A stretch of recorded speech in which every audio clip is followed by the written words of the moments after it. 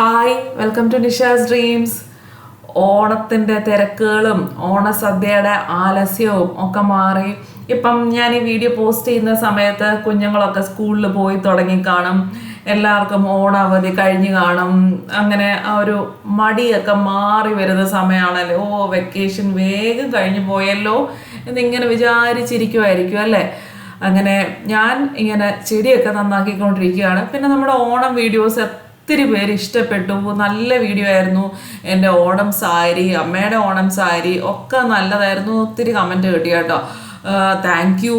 നിങ്ങളുടെ ഈ ആ ഓരോ കമൻറ്റും കാണുമ്പോഴത്തേക്ക് എനിക്ക് ഭയങ്കര എനർജിയാണ് കേട്ടോ. നിങ്ങളുടെ ഓരോ കമൻറ്റും എനിക്ക് തരുന്ന മോട്ടിവേഷൻ എന്താണെന്ന് ഞാൻ വീണ്ടും വീണ്ടും പറയേണ്ട കാര്യമില്ലല്ലോ. അത്ര വിലപ്പെട്ടതാണ് നിങ്ങളുടെ ഓരോ കമൻറ്റും. അപ്പം ഞാൻ എല്ലാത്തിനും റിപ്ലൈ അയക്കുന്നുണ്ട്. അപ്പം സപ്പോർട്ടിന് വീണ്ടും വീണ്ടും വീണ്ടും ഒത്തിരി താങ്ക് യു.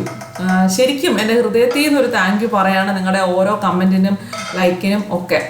നിന്ന് ചെടിക്ക് വെള്ളമൊക്കെ ഒഴിച്ചു കഴിഞ്ഞപ്പോഴത്തേക്കും ഞാൻ നന്നായിട്ട് വേർത്ത് കുളിച്ചു. അത് മാത്രമല്ല, എൻ്റെ മുഖത്തിങ്ങനെ വേർക്കുമ്പോഴത്തേക്കും ഭയങ്കരമായിട്ട് ഓയിൽ സെക്രീറ്റ് ആവും. അത് ഈ മൂക്കിലും ഈ കവിളിൻ്റെയും താടിയുടെയും വശത്തൊക്കെ കുറേ പേർക്ക് ഈ പ്രശ്നം ഉണ്ടായിരിക്കുമല്ലേ. അതിന് ഒരു ഓയിൽ കൺട്രോൾ ഫേസ് പാക്ക് ഇടുന്നത് അങ്ങനെ ഒരു നമുക്ക് നല്ല സൊല്യൂഷനാണ്. ഈ മുൾത്താടി മുട്ടിയ ഫേസ് പാക്ക് ഒക്കെ നല്ലതാണ്.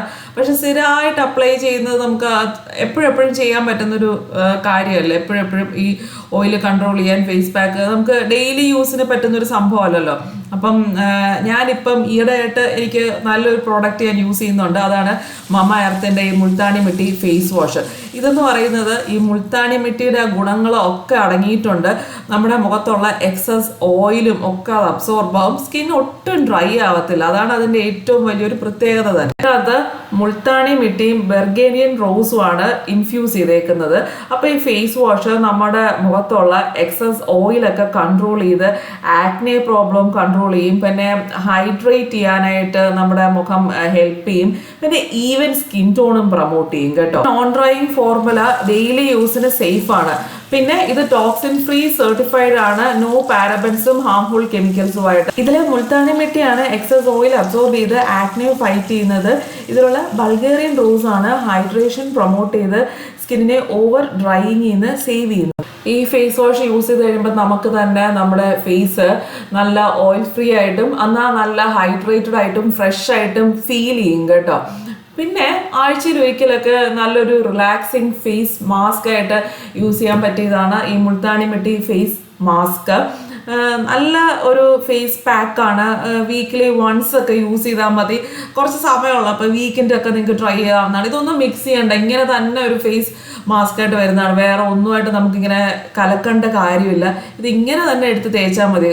അങ്ങനെ തന്നെ ഒരു പാക്കിൽ ഒരു മിക്സ് ആയിട്ട് വരുന്നതാണ്. പൊടിയെടുത്ത് കലക്കണ്ട, ഒന്നും വേണ്ട. അപ്പോൾ നമുക്ക് വീക്കെൻഡും ഇത് തേച്ചൊരു 15-20 മിനിറ്റ് വെച്ചേക്കണം അത് ഡ്രൈ ആവുന്നവരെ. അത്രയും സമയം അതിനു വേണ്ടി സ്പെൻഡ് ചെയ്യേണ്ട കാര്യമുള്ളൂ. വീക്ക്ലി വൺസ് അപ്ലൈ ചെയ്താൽ മതി. MamaEarthൻ്റെ പ്ലാൻ ഗുഡ് ഇനിഷ്യേറ്റീവ് ഞാനൊന്ന് ഓർമ്മിപ്പിക്കുകയാണ്. നിങ്ങൾ അവരുടെ വെബ്സൈറ്റിൽ നിന്നും ആപ്പിൽ നിന്നും ഓരോ ഓർഡർ പ്ലേസ് ചെയ്യുമ്പോൾ നിങ്ങൾ പ്ലേസ് ചെയ്യുന്ന ഓരോ ഓർഡർ അവർ ലിങ്ക് ചെയ്യുന്നത് അവർ നടുന്ന ഓരോ കുഞ്ഞു കുഞ്ഞു തൈകളിലോട്ടാണ്.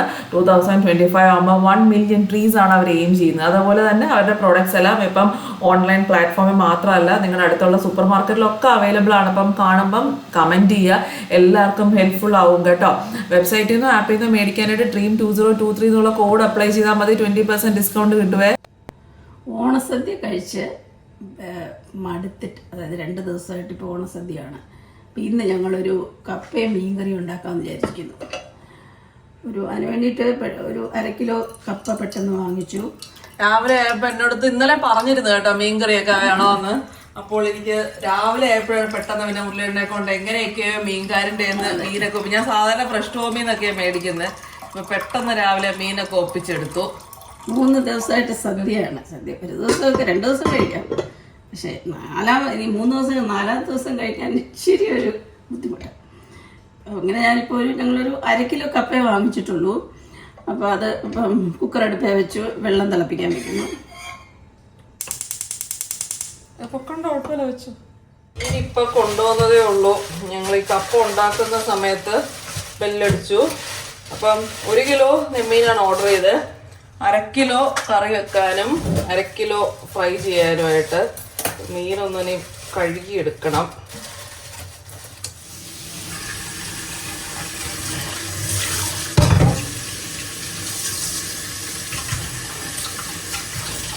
വെള്ളം തിളച്ചു ഇനി കഴുകി അരിഞ്ഞ് വെച്ചിരിക്കുന്ന കപ്പ ഇടാൻ പോവുകയാണ്. തിളച്ച വെള്ളത്തിലിട്ട്. കപ്പ അത്ര ഫ്രഷൊന്നും അല്ല, എന്നാലും കാലത്തേക്ക് മതി. ഈ വെള്ളം ഊറ്റിക്കളയാണ്. ഇത് വേവുണ്ടോ കയ്പുണ്ടോ, വേവ് കൂടുതലാണോ കയ്പുണ്ടോ എന്നൊന്നും നമുക്ക് അറിയത്തില്ല. ഏതായാലും കപ്പ ആദ്യത്തെ തിളച്ച് കഴിയുമ്പോൾ ആ വെള്ളം ഊറ്റിക്കളയുകയാണ്. നമ്മളെപ്പോഴും കപ്പ വേവിക്കുമ്പം കപ്പ തിളച്ച് കഴിയുന്നതാണ് ആദ്യത്തെ വെള്ളം ഊറ്റിക്കളയുന്നത്. കാരണം കപ്പയ്ക്ക് കയ്പുണ്ടോ എന്നുള്ളത് നമുക്ക് അറിയത്തില്ല. അതുകൊണ്ട് എപ്പോഴും എത്ര നല്ല കപ്പയാണേലും ആദ്യത്തെ വെള്ളം ഊറ്റിക്കളയുന്നതാണ് നല്ലത്. ഇത് തിളച്ചു. ഇന്ന് കുറച്ച് വേവുണ്ടെന്ന് തോന്നുന്നില്ല. ഇനി ഈ വെള്ളം ഊറ്റിയിട്ട് ഒന്നും കൂടെ ഒന്ന് അടച്ച് വെക്കണം. വെള്ളം ഊറ്റുന്നത് തീ കുറച്ചുകൊണ്ട് കുറച്ച് വെള്ളം ഊറ്റിയത്. അടപ്പ് തന്നെ അടച്ചു വെച്ചിട്ട് ഊറ്റിയത് എളുപ്പം. എനിക്ക് വശം വരത്തില്ല. ആദ്യത്തെ വെള്ളം ഊറ്റി കഴിഞ്ഞു. ഇനി കുറച്ചും കൂടെ ചൂടുവെള്ളം ഒഴിക്കണം. ഒന്നും കൂടെ ഒന്ന് തിളപ്പിച്ച് കുഴച്ചെടുക്കണം. ചൂടുവെള്ളം ഒഴിക്കാവോ, പച്ചവെള്ളം ഒഴിക്കരുത്. കാരണം കപ്പ വീണ്ടും ഹാർഡായിപ്പോൾ. വേവുണ്ടോ? അല്ല വേവ് കുറവല്ലേ? അല്ല വേവുന്നുണ്ട്. സോഫ്റ്റ് കപ്പയാണ്. കപ്പ വെന്തില്ലെങ്കിൽ കൊള്ളത്തേ ഇല്ല, ഇങ്ങനെ കട്ടിയായിട്ട് കിടന്നാൽ കൊള്ളത്തേ ഇല്ല. ഇപ്പൊ ഇനി ചൂടുവെള്ളം ഒഴിച്ച് ഒന്നും കൂടെ ഒന്ന് തിളപ്പിക്കുക. കുറച്ചും കൂടെ ട്രിവാൻഡ്രം സ്റ്റൈൽ കപ്പയിലുണ്ടാക്കും. ട്രിവാൻഡ്രം സ്റ്റൈൽ കപ്പ പറഞ്ഞാല് മഞ്ഞൾ അരയ്ക്കാതെ വെറുതെ കടുക് വറുത്തിട്ട് കടുക്, ഉഴുന്ന്, വറ്റൽമുളക്, കരിവേപ്പില എല്ലാം കൂടെ കടുക് വറുത്തിട്ട് തേങ്ങാപ്പീരായിട്ട് വേവിക്കത്തില്ല. തേങ്ങാപ്പീര ഫ്രഷ് ആയിട്ട് ഇടും. കരിവേപ്പില ഫ്ലെയിം കൂട്ടുണ്ടോ? ഫ്ലെയിം കൂട്ടിക്കുക. ഇതിനി ഒന്നും കൂടെ തിളയ്ക്കുമ്പോൾ ഇത് കുഴയുന്നുണ്ട്. കണ്ടോ, നല്ലപോലെ വേകുന്ന കപ്പയാണ്. സോഫ്റ്റ് കപ്പ നന്നായിട്ട് വെന്തു വെള്ളമൊക്കെ ഊറ്റി. ഇനി ഞാനൊന്ന് ജസ്റ്റ് ഒന്ന് കടുക് വറുത്തിട്ട് വെറുതെ തേങ്ങ ചുമ്മാ ഇട്ടാൽ മതി, വേറൊന്നും ചേർക്കണ്ട. കടുക് വറുക്കാൻ കടുക്, ഉലുവ, വറ്റൽമുളക്, കരിവേപ്പില. ഉലുവ വേണ്ട, കടുക്, ഉഴുന്ന് പരിപ്പാണ് വേണ്ടിയത്. ഉഴുന്ന് പരിപ്പാണ് വേണ്ടിയത്. ഇല്ല കുട്ടി വരുന്നു. നമുക്കിനി ഇതിനകത്ത് ഉഴുന്ന് പരിപ്പും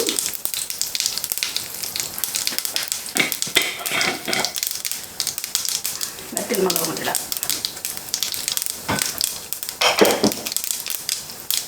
കുറച്ച് ചെറിയ ഉള്ളി, കരിവേപ്പില.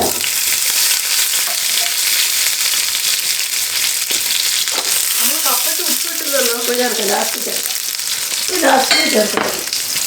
ഇത് പകുതി വേവായിട്ട് ചേർക്കണ്ടേ? വേണ്ട, കപ്പയ്ക്ക് അല്ലെങ്കിൽ ചിലപ്പം ഈ കപ്പയെ നമുക്ക് വിശ്വസിക്കാൻ പറ്റില്ല. ചിലപ്പം ഇത്ര മതിയാവുമല്ലോ അല്ലേ?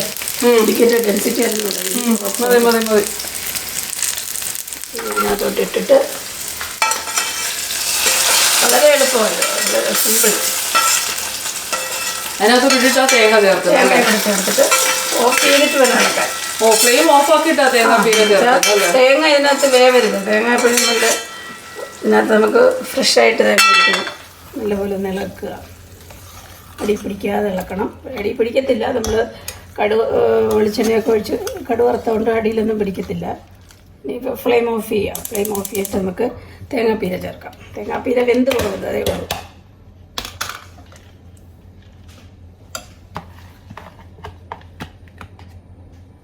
കുറച്ചുകൂടെ ആവാൻ തേങ്ങാപ്പീര.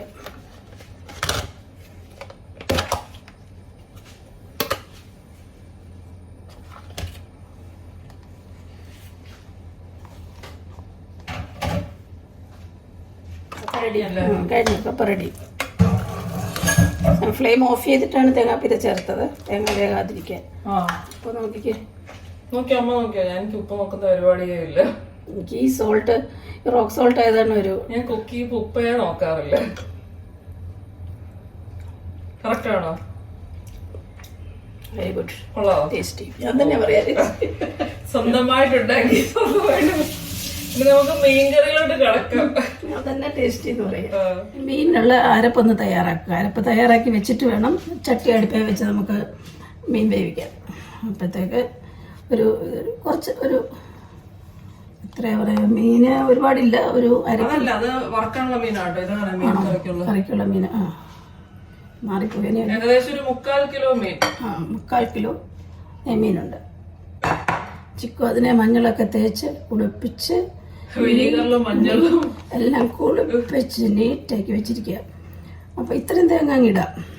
ഉള്ളിയുടെ വരുമ്പോ മീൻകറിയുടെ നാറ്റം പറഞ്ഞു ശരിയാക്കോ രാവണനല്ലേ.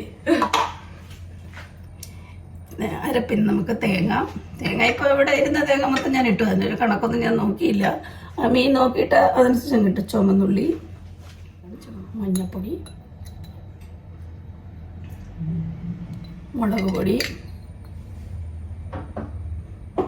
പൊടി ശ്രദ്ധിച്ചിടണം. നമ്മൾ പച്ചമുളക് ഇവിടെ ചേർക്കുന്നുണ്ട്. അപ്പം അരപ്പിനൊരു മീനല്ല, ഇച്ചിരി എരിവൊക്കെ വേണമല്ലോ. ഇത്ര മുളക് പൊടി ഇരിക്കട്ടെ. മതിയോ? ഇച്ചിരി കൂടെ ചേർത്തേക്കാം. ശകലം വെള്ളം ഒഴിച്ച് അരയ്ക്കണം. തേങ്ങ അരച്ച മീൻ കറിയാണ് വയ്ക്കുന്നത്. തേങ്ങ അരച്ച മീൻ കറി ആകുമ്പോൾ ആദ്യം നമ്മളൊന്ന് ചട്ടി അടുപ്പേ വെച്ചു. അരപ്പ് ആദ്യം തയ്യാറാക്കി വെച്ചു. എല്ലാം കൂടെ ചിലപ്പോൾ സമയം കിട്ടിയെന്ന് എടുത്തില്ല. അരപ്പ് ആദ്യം തയ്യാറാക്കി വെച്ച് തേങ്ങ, ചുവന്നുള്ളി, മുളക് പൊടി, മഞ്ഞൾപ്പൊടി അരപ്പ് തയ്യാറാക്കി വെച്ചു. ഇനി വെളിച്ചെണ്ണ ഒഴിച്ച് വെളിച്ചെണ്ണ ഒന്ന് ചൂടായി വരട്ടെ. കടുക് പൊട്ടിക്കുക.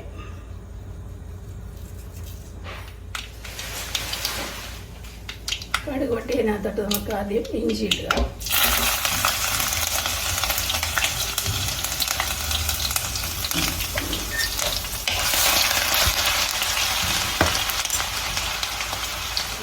ചുമന്നുള്ളി നീളത്തിലിരുന്നത് വിശാലം കൂടെ മുക്കാനുണ്ട്.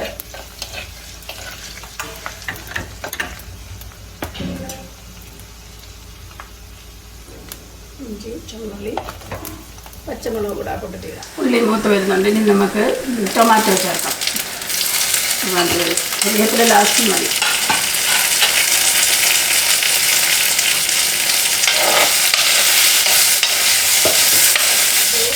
വരുന്നു. ഇനി അരപ്പ് ചേർക്കാം. തീ കുറച്ചിട്ട് വേണം അരപ്പ് ചേർക്കാം. തീ കുറച്ചിട്ട് ഈ അരപ്പ് കഴുകിയ വെള്ളം കൂടെ ഒഴിച്ച്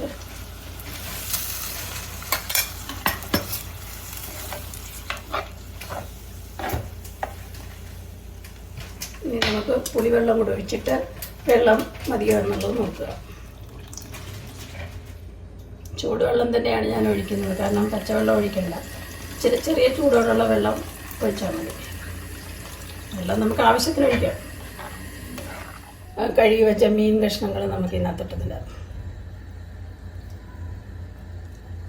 കുറച്ച് കരിവേപ്പിലയും കൂടെ ചേർത്തിട്ട് ചട്ടി ഒന്ന് ചുറ്റിച്ചെടുക്കണം.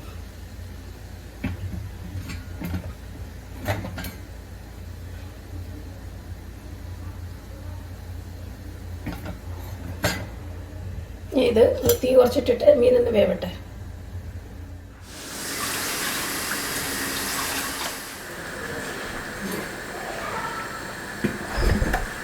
മീൻകറി ഒരു 20 മിനിറ്റ്സ് നന്നായിട്ട് തിളച്ച് ഒരുവിധമൊക്കെ കുറുകി വന്നിട്ടുണ്ട്. ഇനിയും ഫ്ലെയിം ഓഫ് ആക്കുവാണേ. കഴിക്കാൻ നേരത്ത് കാണിക്കാം കേട്ടോ.